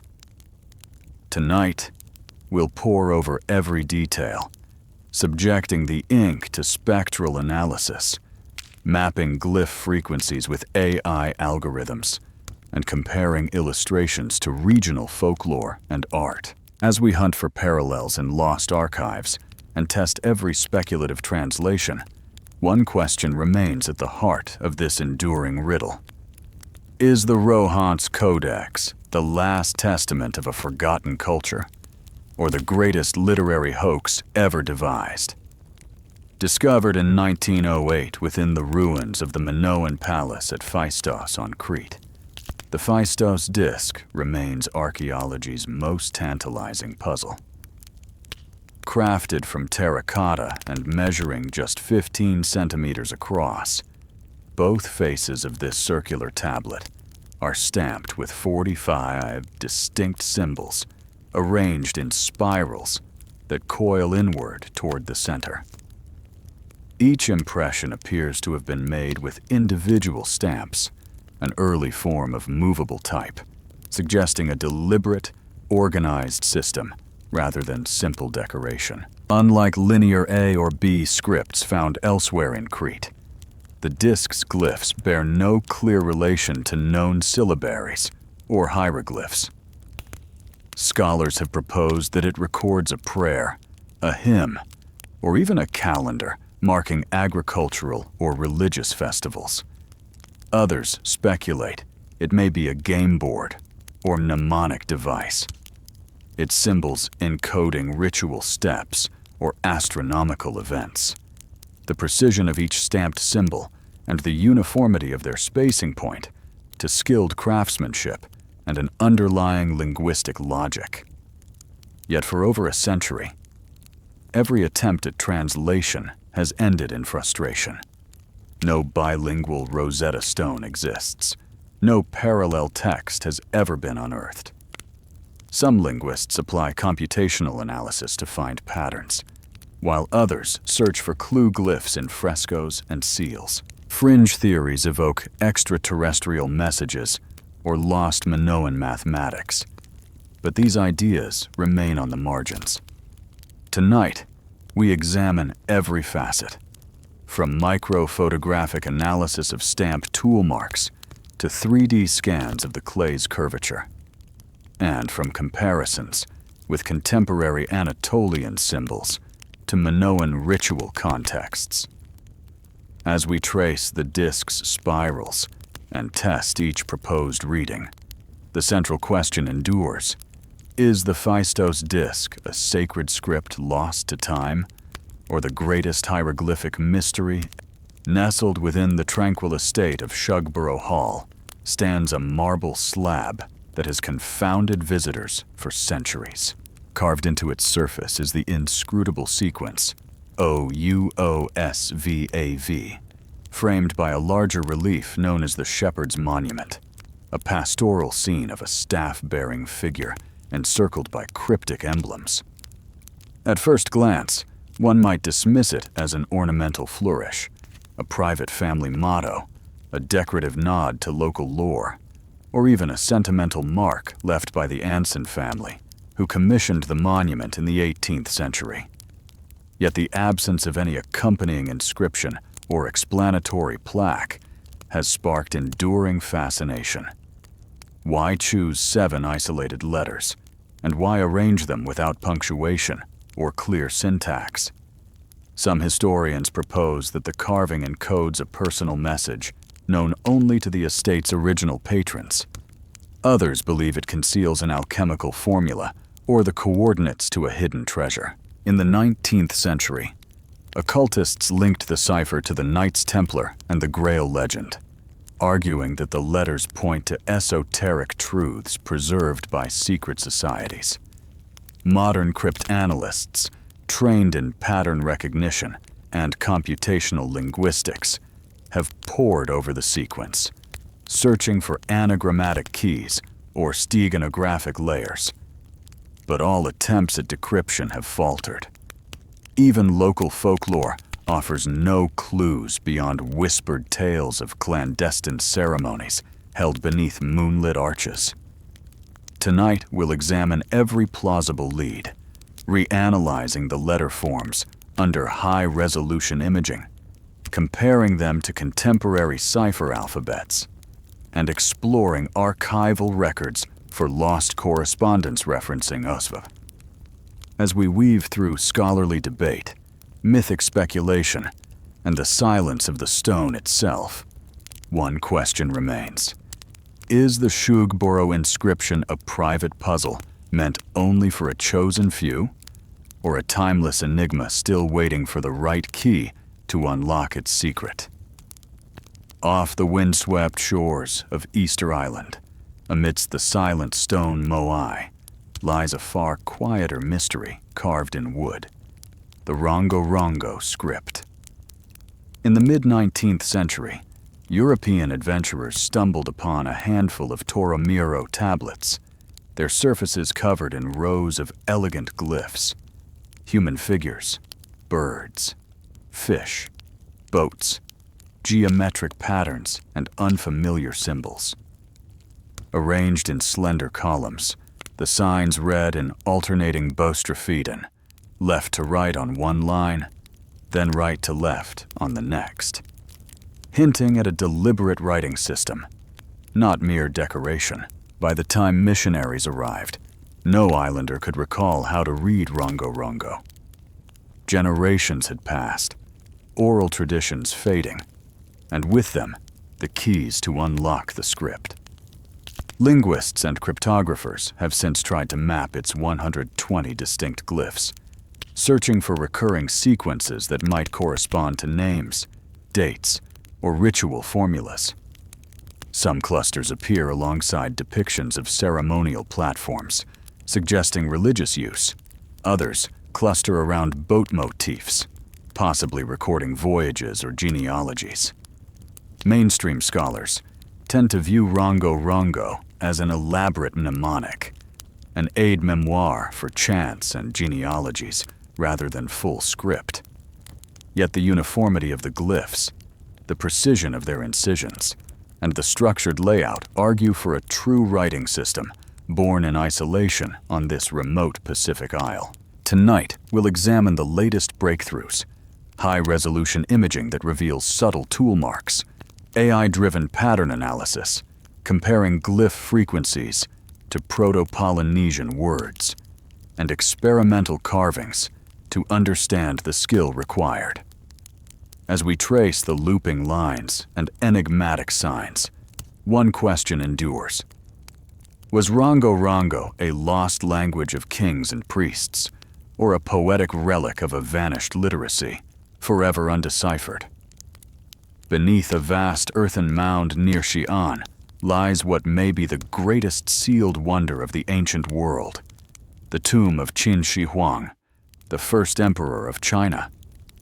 Ordered in 210 BCE after he unified rival kingdoms, this subterranean mausoleum sprawls over some 56 square kilometers, a miniature empire complete with rivers of mercury, terraced hills, and palaces fashioned in bronze and jade. Surrounded by the famed terracotta army, thousands of life-sized soldiers, horses, and chariots poised eternally on guard. The inner sanctum remains largely untouched. Ancient texts speak of elaborate traps and flooding chambers designed to thwart looters, while streams of mercury beneath the ground were said to mimic cosmic waterways for the emperor's journey in the afterlife. Modern geophysical surveys confirm anomalously high mercury levels in the soil, fueling both scientific intrigue and governmental caution. Excavators have unearthed fragments of brightly lacquered wooden models and fragments of precious vessels. But the central burial chamber, rumored to house the emperor's preserved body and unimaginable treasures, lies sealed. Even opening it risks disrupting fragile microclimates and damaging priceless artifacts. Why has China kept the tomb closed? Authorities cite preservation concerns. Once exposed, the delicate pigments of the terracotta army and the lethal mercury vapors could irreversibly degrade. Yet some whisper of darker motives, that within the inner vault lie not only gold and jade, but scrolls detailing forbidden technologies or records of contacts beyond Earth. Tonight, we'll sift through historical chronicles, analyze remote sensing data, and consult preservation experts to piece together the Emperor's final domain. What marvels await beneath the heavy stone lids, and what nightmares of poisonous fumes and booby traps lie hidden in those silent corridors. As the world waits, one question dominates. Deep within the Valley of the Kings, in a tomb adjacent to those of royalty, archaeologists uncovered a mummy so haunting it would be dubbed Unknown Man E, or the Screaming Mummy. Unlike the serene repose of pharaohs, this individual's features are contorted in an eternal cry. Mouth agape, eyes wide, limbs unnaturally stiff, as though writhing in final agony. Wrapped in hastily applied linens, his interment lacked the meticulous care afforded to high-ranking nobility. Found in 1907 by Howard Carter's team, the body lay in a simple side chamber, far from the grandeur of tombs decorated with hieroglyphs and offerings. Skeletal analysis revealed evidence of severe trauma, fractured bones, and dislocated joints, suggesting a violent or sudden death. Some scholars theorize he was a criminal or political victim, buried quickly during the turmoil following Akhenaten's religious upheaval. His anguished countenance may reflect both physical pain and the spiritual terror of a cursed afterlife. Yet even this pragmatic explanation leaves questions buzzing like desert flies. Why was his name omitted from records? Why did his embalmers abandon elaborate rituals? Fringe researchers speculate more exotic causes: a ritual sacrifice, a punishment of the damned, or even an encounter with otherworldly forces. Could Unknown Man E's scream be a testament to forbidden rites, a warning etched in linen against meddling with the gods? Tonight, we'll re-examine CT scans of his skull, forensic studies of pollen and resin used in his wrappings, and contemporaneous texts describing executions and taboos. We'll consult trauma specialists and Egyptologists to weigh each scenario. As we peel back layers of bandages and centuries of silence, one question reverberates through the tomb. Was this man's final expression pure human desperation? Or does his eternal scream guard a secret deeper than death itself? Scattered across museums from London to Mexico City, the crystal skulls captivate the imagination with their uncanny perfection. The most famous, dubbed the Mitchell-Hedges skull, surfaced in 1924 amid Maya ruins in Belize. A life-sized quartz carving so flawless, its contours catch and scatter light like a living thing.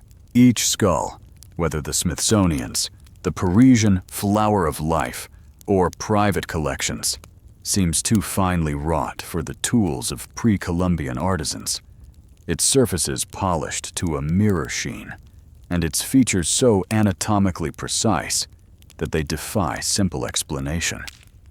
Mainstream archaeologists maintain these objects date to the late 19th or early 20th century, complex novelties carved with modern Swiss-made drills and abrasives. Yet absence of telltale tool marks, coupled with the skull's water-clear clarity, fuels alternate theories. Were these artifacts crafted by a vanished Mesoamerican masterclass? Or do they descend from a far older, global tradition of lapidary artistry, now lost to time? Beyond questions of provenance, devotees claim the skulls harbor metaphysical powers, energy foci that magnify meditation, trigger visions, or even heal. Some describe tingling sensations or vivid dreams when holding them under moonlight, likening the experience to electrical currents flowing through crystal lattices. Others propose the skulls encode ancient wisdom in subtle fractal patterns, a stone-cut Rosetta Stone of forgotten knowledge. Tonight, we'll examine the evidence. Spectrometric analysis of quartz purity, microscopic inspection for abrasion microstriations, and archival detective work to trace each skull's documented journey. We'll also consult materials, scientists, and psychophysiologists to test claims of energetic resonance. As we piece together each skull's history and properties, the central question emerges. Are these crystal skulls exquisite modern forgeries, or the last remnants of a prehistoric tradition, perhaps even seeded by visitors from beyond? Hidden within the layered earth of the Mawang Dui burial site in Hubei province lies one of archaeology's most extraordinary revelations: the impeccably preserved remains of Lady Dai, wife of the Marquis of Dai, whose life unfolded during China's Western Han Dynasty around 160 BCE. Discovered in 1971, her tomb was a marvel of ancient funerary design. 3 nested lacquered coffins, sealed within vaulted chambers. Each barrier meticulously engineered to exclude air, humidity, and decay. When excavators finally breached the innermost coffin, they found Lady Di herself, looking as though she might stir at any moment. Her skin retained a supple elasticity. Dark hair still clung to her scalp. Her facial features remained remarkably intact. Unlike mummies draped in bandages or treated with resin, Lady Di's body was encased in layers of tree-derived lacquer, her tissues preserved by a combination of alkaline soil, airtight seals, and the antimicrobial properties of the resin itself. Surrounding her lay a trove of artifacts that speak to Han-era sophistication. Brightly painted silk manuscripts bearing astrological charts and medical texts. Lacquered silk garments, still vibrant with color. Jade burial suits composed of hundreds of interlocking plaques. Detailed bronze mirrors, rumored to hold talismanic power. Each object offers a window into a culture where the boundary between life and afterlife was navigated with ritual precision. Yet it is the biological preservation that has truly captivated modern science. Lady Di's internal organs, her heart, liver, lungs, and intestines, were individually embalmed and placed in separate bronze vessels, echoing Egyptian practices, but executed with distinct Chinese materials and techniques. Chemical analysis reveals unknown compounds in the lacquer, suggesting a sophisticated mastery of chemistry and mortuary art previously unappreciated for the period. How did Han Dynasty artisans achieve such perfection without modern tools? Some scholars posit that this was the zenith of a now lost tradition of dead preservation. perhaps linked to Taoist quests for immortality. Others propose that the tomb's microclimate, its layered coffins and sealed antechambers, created a passive cold chamber, centuries ahead of refrigeration. As today's researchers apply DNA sequencing to her hair and pollen analysis to her tomb's soil, new mysteries emerge. Traces of exotic plant resins, pigments never before identified in Western Han contexts, and isotopic signatures hinting at rare ingredients sourced from distant provinces. Guards still stand at Mawangdui, keeping Lady Dai's chambers sealed. But with each scientific advance, we inch closer to understanding how this noblewoman was granted a form of suspended animation, her legacy challenging our assumptions about the boundaries of ancient technology and the enduring human longing to transcend mortality.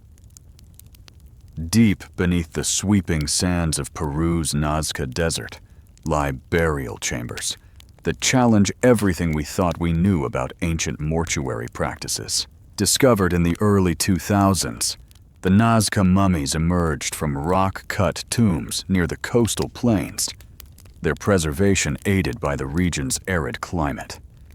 But these remains are unlike any others. Elongated skulls, shaped in life by deliberate bandaging. Hands and feet, with only 3 fingers and 3 toes. And bodies wrapped in textiles, dyed with hues so vibrant they seem almost fresh. At first, scholars attributed the distinctive head shapes to cultural cranial deformation, a ritual carried out by binding infants' skulls to signify status. Yet the degree of elongation, coupled with consistent 3-digit anomalies across multiple individuals, defies simple cultural explanation or common genetic mutation. Radiocarbon dating places these individuals between 200 BCE and 600 CE, coinciding with the Nazca culture known for its monumental geoglyphs. Yet no local oral traditions recall the identity of these tri-digital dead, and no contemporary records mention physical differences so profound. Mainstream archaeologists propose the anomalies reflect intentional body modification by a high-status priesthood, perhaps shamans, who believed altered forms bridged the human and spirit worlds. The 3-fingered hands could symbolize Trinity concepts or align with celestial events marked by the Nazca lines.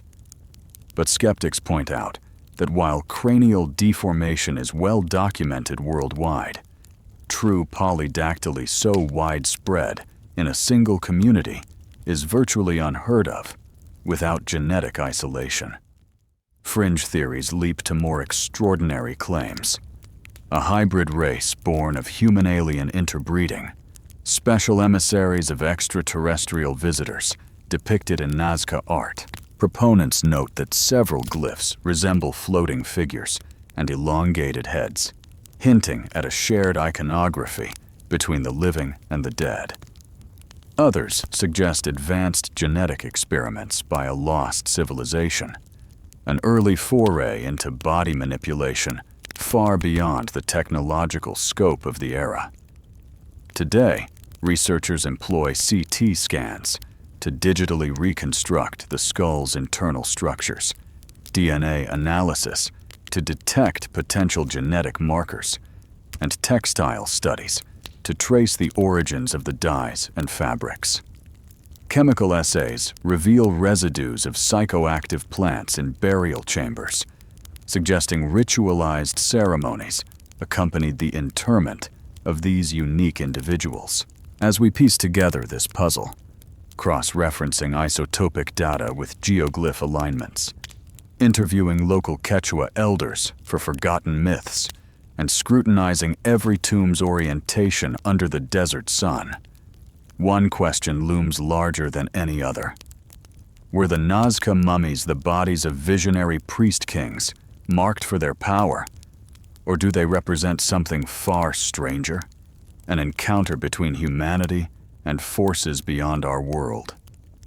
In the remote reaches of China's Xinjiang Uyghur Autonomous Region, the parched soil of the Tarim Basin has preserved a startling record of ancient migration.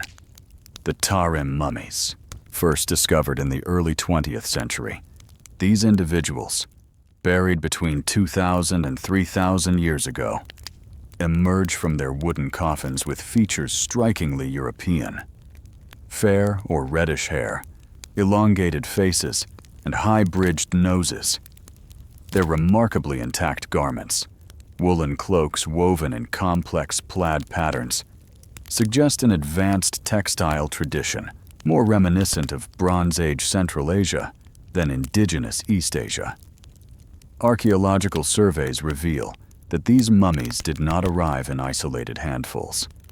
Instead, they formed part of flourishing settlements along what would later become the Silk Road, trading lapis lazuli, bronze tools, and finely crafted ceramics with distant cultures.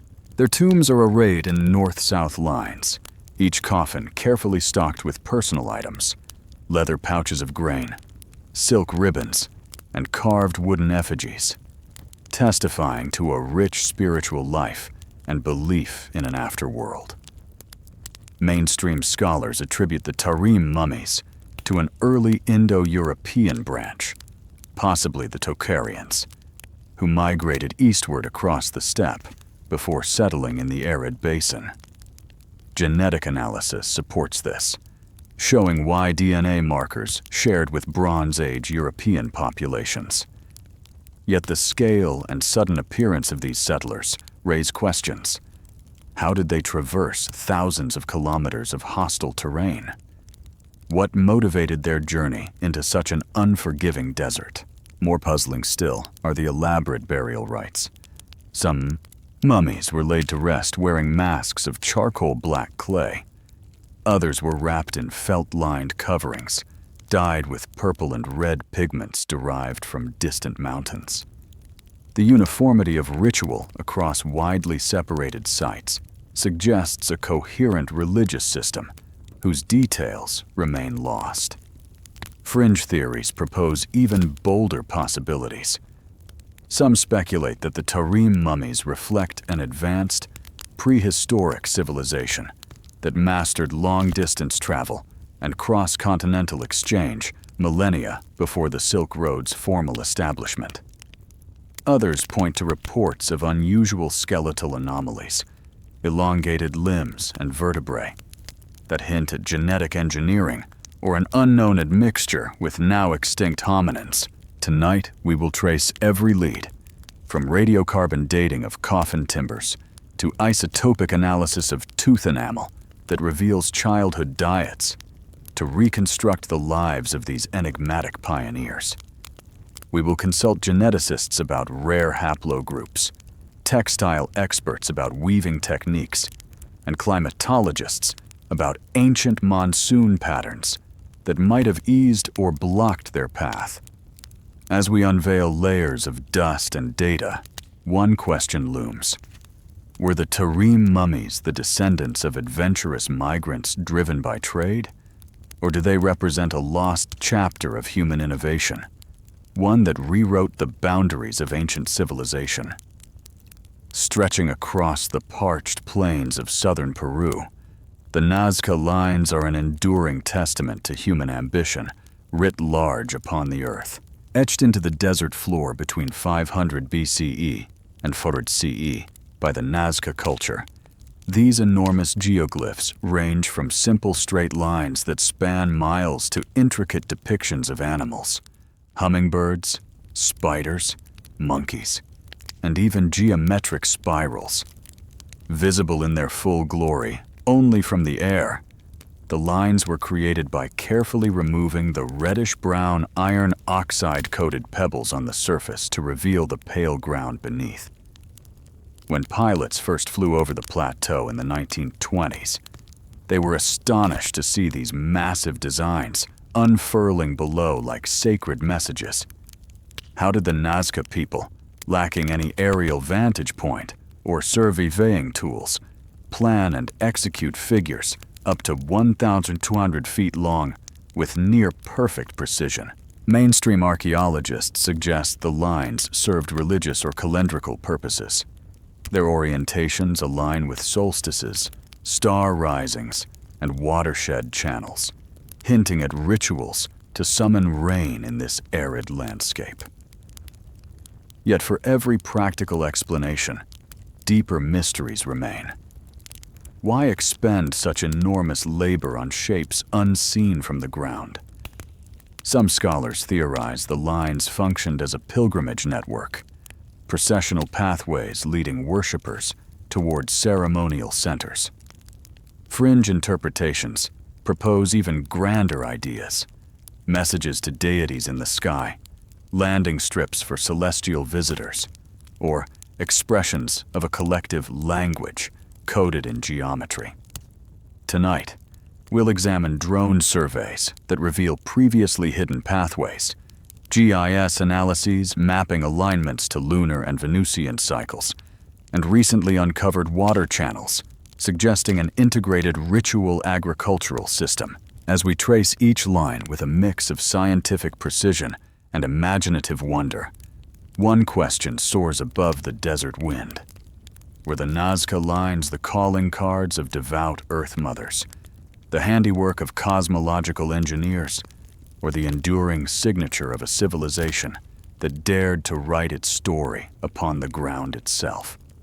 On the cracked, desolate playa of Racetrack Valley in Death Valley National Park, an enduring geological mystery unfolds each winter night. The sailing stones. These hefty rocks, some weighing hundreds of pounds, seem to glide across the flat, dried mud, leaving long, sinuous trails behind them, only to halt as if by magic. First observed in the 1940s, their movement defied explanation. No footprints, no machinery, just ghostly tracks snaking up to several hundred meters. For decades, windstorms were blamed, but the irregular turns and abrupt stops recorded in the trails didn't add up. In 2014, high-speed cameras finally captured the secret. Thin sheets of ice form on the playa on frigid desert nights. As dawn warms the surface, the ice breaks into panels that gently lift the stones. Even a modest breeze can then push the ice rock flows, sliding the stones across the slick mud. Yet this elegant explanation reveals only part of the story. The stones do not move every winter, and the precise alignment of many trails defies simple wind and ice physics. Why do some boulders travel in near-perfect straight lines, and others arc unpredictably?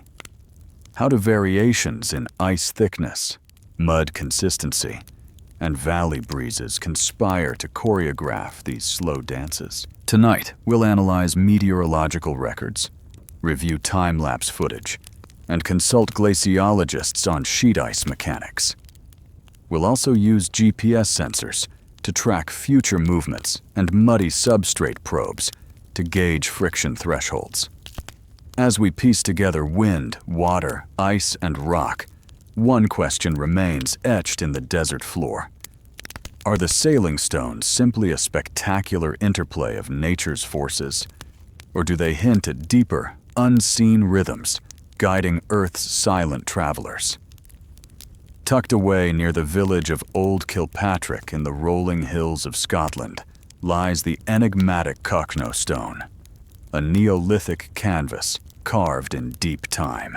Measuring roughly 5 by 3 meters and buried beneath grass for protection until its 1887 rediscovery, this sandstone slab is etched with a labyrinth of spirals, cup marks, and linear motifs that defy easy interpretation. No other rock art site in Britain displays such a dense concentration of symbols, each groove and indentation meticulously chipped by hands wielding primitive stone tools. Scholars suggest these carvings served ceremonial or astronomical purposes. The spirals may chart solstices and equinoxes, while the cup marks, small, hemispherical depressions, could have held offerings, water, or medicinal concoctions during sacred rites. The stone's placement on a slight rise overlooking the Clyde estuary would have made it a natural gathering spot, where community members marked seasonal changes or honored ancestral spirits. Yet for all the mainstream theories, deeper mysteries persist. Why rebury the Kokno stone in the 1960s instead of preserving it in situ? Some believe its intricate geometry encodes a lost cosmological map, an ancient GPS of rituals and pilgrimages.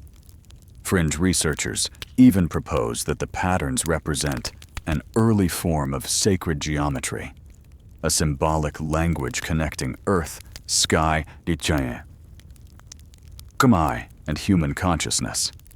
Tonight, we'll explore every angle. Laser scans revealing previously invisible tool marks, GIS mapping aligning motifs with lunar and stellar cycles, and ethnographic interviews with local traditions that recall whispered legends about the stone's power. As we peel back centuries of earth and lore, one question crystallizes. Is the Kokno stone merely an elaborate Neolithic artwork, or does it conceal a cosmology so profound that it compelled ancient peoples to carve their beliefs into living rock? Long before the age of steam and flight, ancient Indian scriptures tell of wondrous sky chariots called Vimanas, celestial vehicles that soared through the heavens at will. First mentioned in the Rig Veda and detailed in epics like the Mahabharata, these flying devices are described as gleaming metallic crafts with cabins, wings, and propulsion systems capable of instantaneous acceleration and abrupt directional changes.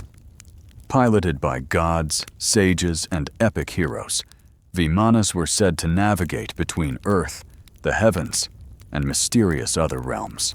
In the Mahabharata, the warrior Arjuna is granted use of the Vajra, a weaponized Vimana that could unleash destructive energy akin to modern missiles. Ancient texts even specify control panels, navigation dials, and ventilation shafts, suggesting a remarkably advanced grasp of aeronautics and mechanics.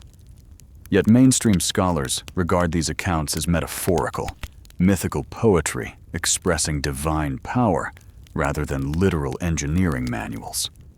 Alternative researchers, however, point to temple carvings and mural paintings depicting winged discs and airborne chariots, arguing that India's sacred architects encoded real technological knowledge in symbolic form. Some fringe theories propose that Vimanas were genuine flying machines built by a forgotten civilization or gifted by extraterrestrial visitors, their secrets lost as dynasties rose and fell. Tonight, we'll trace every lead, comparing Vedic passages with archaeological findings of ancient metallurgical workshops, analyzing Sanskrit verses for technical blueprints, and consulting historians on possible lost schools of mechanical science.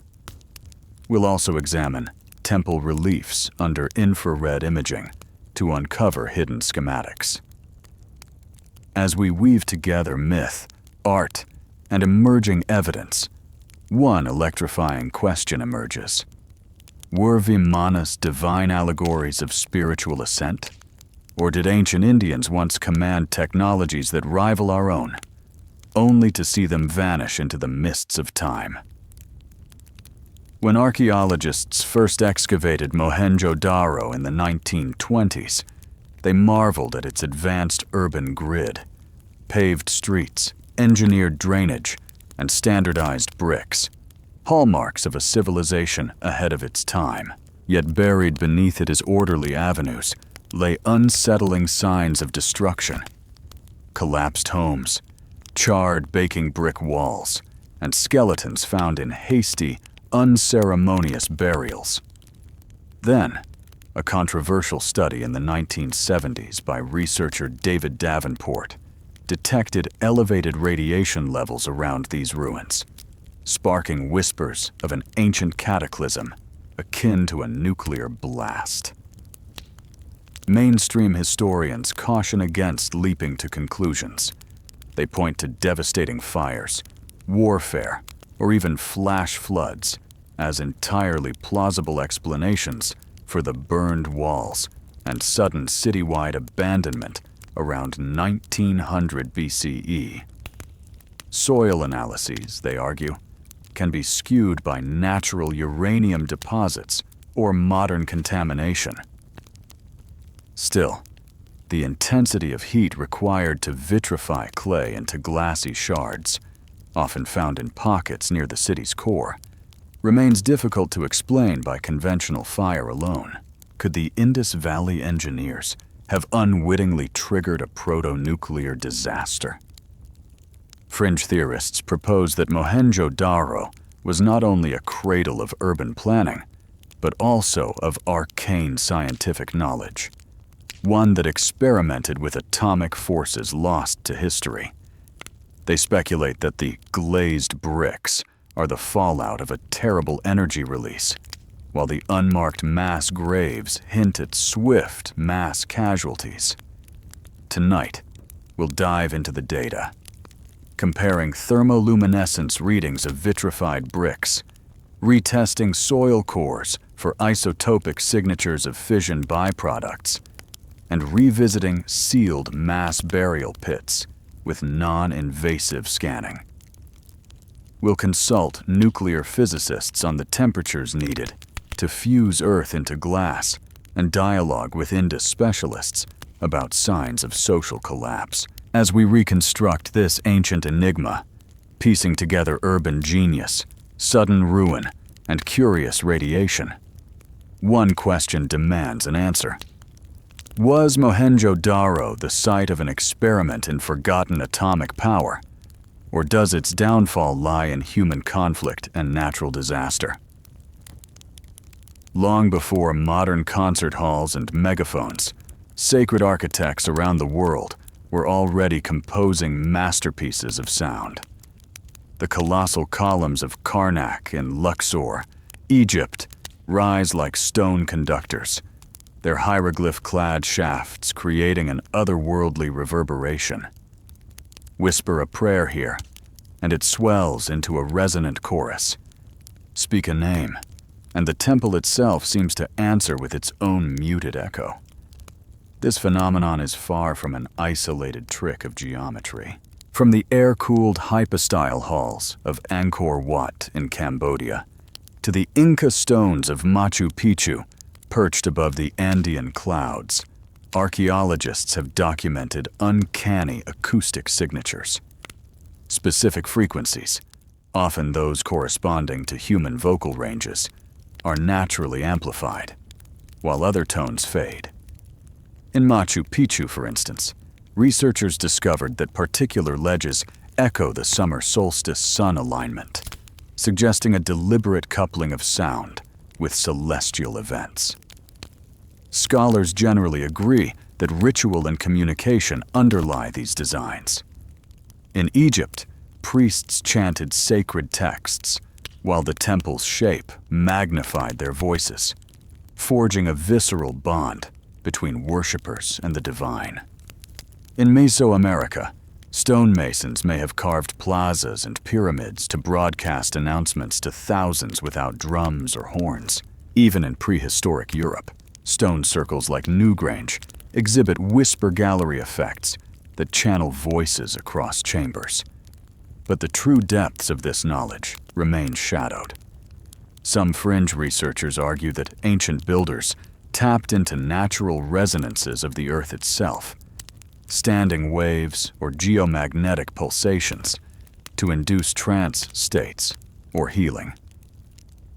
They point to reports of visitors feeling inexplicable euphoria, tingling, or altered perception when positioned at sweet spots in these monuments. Were these sonic effects purely spiritual tools, Or did they harness a lost science of vibration and energy flow? Recent studies have begun to probe these questions. Laser-scanned 3D models reveal intentional curvature and chamber ratios matching modern acoustic tips. Geophysicists analyze subterranean reflectivity to map hidden resonance chambers beneath temple floors.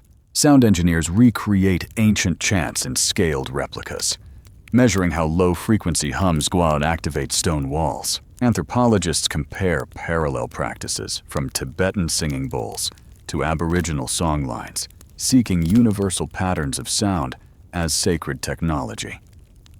As we continue to weave together architecture, ritual, and physics, one thought resounds across millennia. Ancient temples were not silent monuments, but living instruments, crafted to carry the whisper of humanity to the heavens and to bring celestial harmony back down to earth. Just off the glittering coast of Bimini in the Bahamas lies a formation that seems to mock our understanding of nature, the Bimini Road. Submerged in shallow turquoise waters, a line of rectangular limestone blocks stretches nearly a kilometer, each stone perfectly aligned with its neighbor, as if paving an ancient ocean thoroughfare. First reported by divers in the 1960s. The road's straight segments and right angles immediately suggested human craftsmanship rather than random reef formation. Geologists argue these stones fractured along natural joints, shaped by seismic shifts and smoothed by millennia of wave action. Yet the uniform thickness of the blocks, their consistent spacing, and the interlocking patterns at T-junctions defy easy classification as simple tectonic marvels. Some researchers have noted faint tool marks on the edges, while others point to occasional clusters of smaller, fill stones slotted neatly between larger slabs, hinting at purposeful construction. Could this be the remnants of a lost port or causeway, carried below sea level by rising tides at the end of the last ice age? Or does it mark the edge of Atlantis, the legendary city said to have vanished beneath the waves? Fringe theories abound. Ancient mariners using the road to dock sacred vessels, or even extraterrestrial visitors establishing a shoreline landing pad.